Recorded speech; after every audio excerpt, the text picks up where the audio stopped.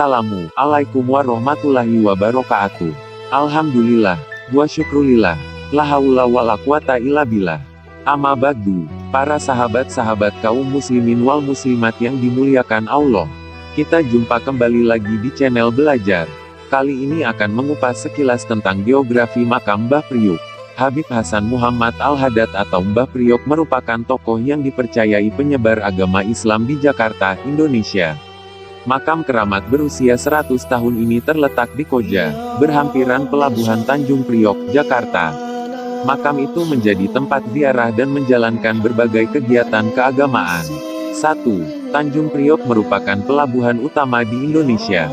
Nama pelabuhan ini sempena Al-Imam Al-Arif Billah Sayyidina Al-Habib Hasan bin Muhammad Al-Haddad Al-Husaini As-Syafi Petik Terbaliki atau Mbah Priok. Setiap Kamis malam, malam Jumat diadakan pengajian taklim rutin. Habib Ali menyatakan usaha pembersihan makam telah dimulakan sejak 1997 oleh pihak pengelola pelabuhan Peti Kemas Koja tetapi selalu gagal. Habib Ali sendiri turut ditahan selama 12 hari oleh pihak polis.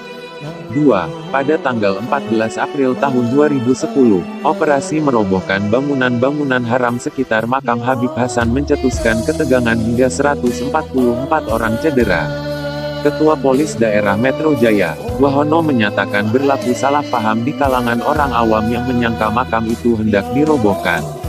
Setakat ini, 10 orang anggota polis cedera, 69 pegawai penguat kuasa pihak berkuasa tempatan dan 53 lagi orang awam turut cedera. Polis melaporkan tiada kematian tetapi orang ramai dimaklumkan ada 2 kematian. Cucu Ahmad Kurnia menyatakan mereka yang cedera dihantar ke Hospital Koja. 3. Otang ramai telah membaling batu, mengacu pedang samurai dan bom petrol ke arah pegawai penguat kuasa. Mereka turut membakar beberapa kendaraan pegawai penguat kuasa.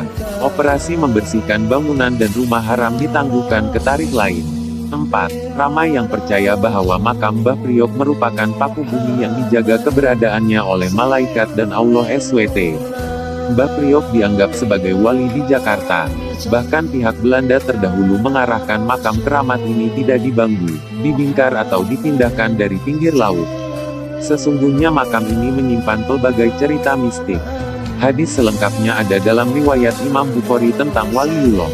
An Abi Hurairah radhiyallahu anhu qala Rasulullah sallallahu alaihi wasallam, Inna Allah ta'ala qala, Man 'ada li waliyan laqad azantuhu bil harb, wa ma taqarraba ilayya 'abdi bi shay'in ahabba ilayya mimma aftaratuhu alayhi.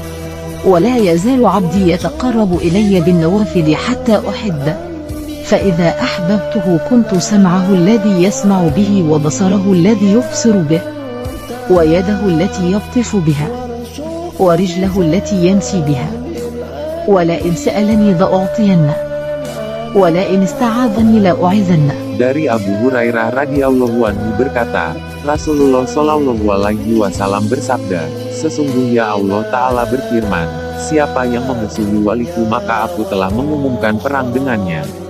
Tidak ada takarubnya seorang hamba kepadaku yang lebih aku cintai kecuali dengan beribadah dengan apa yang telah aku wajibkan kepadanya. Dan hambaku yang selalu mendekatkan diri kepadaku dengan nawafil, perkara-perkara sunnah di luar yang fardu, maka aku akan mencintainya dan jika aku telah mencintainya maka aku adalah pendengarannya yang dia gunakan untuk mendengar, penglihatannya yang dia gunakan untuk melihat, tangannya yang digunakannya untuk memukul dan kakinya yang digunakan untuk berjalan. Jika dia meminta kepadaku niscaya akan aku berikan dan jika dia minta perlindungan dariku niscaya akan aku lindungi. Hadis riwayat Bukhari. Sedikit penjelasan dari kitab Jami'ul Ulum wal Hikam Ibnu Rajab. فمتى امتلأ القلب بعظمة الله تعالى محى ذلك من القلب كل ما سواه ولم يبق للعبد شيء من نفسه وهواه ولا إرادة إلا لما يريده منه مولاه فحينئذ لا ينطق العبد إلا بذكره ولا يتحرك إلا بأمره فإن نطق بالله وإن سمع به وإن نظر به وإن بطش به فهذا هو المراد بقوله كنت سمعه الذي يسمع به وبصره الذي يبصر به ويده التي يبطش بها، ورجله التي يمشي بها. ومن أشار إلى غير هذا فإنما يشير إلى الإلحاد من الحلول والاتحاد، والله ورسوله بريئان منه. Ketika hati telah terpenuhi dengan keagungan Allah Ta'ala, maka leburlah semua selain Allah yang ada di hati, dan tiada yang masih tetap sedikit pun dari hawa dan nafsunya hamba. Tiada kehendak kecuali apa yang dikehendaki oleh Allah.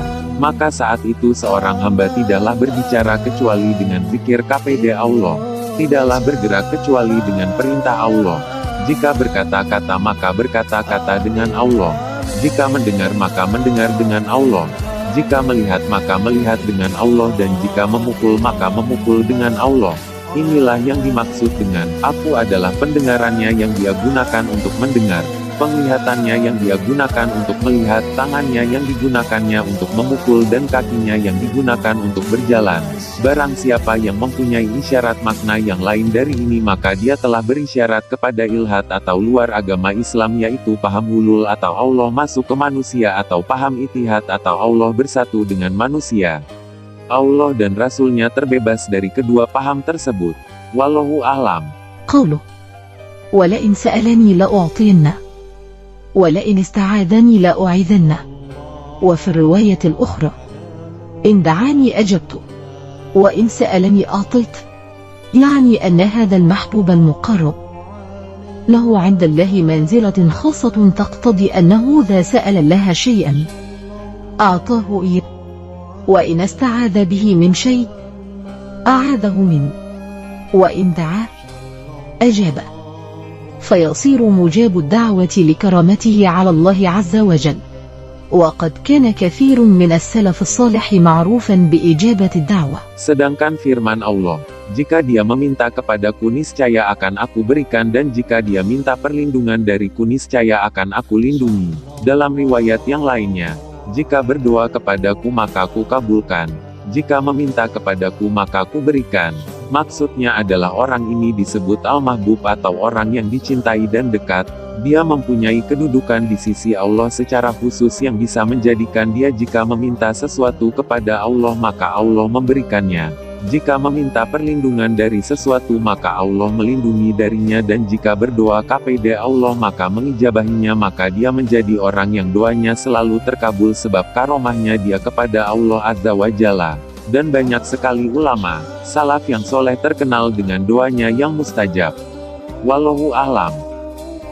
Sukron atas semuanya, semoga bermanfaat.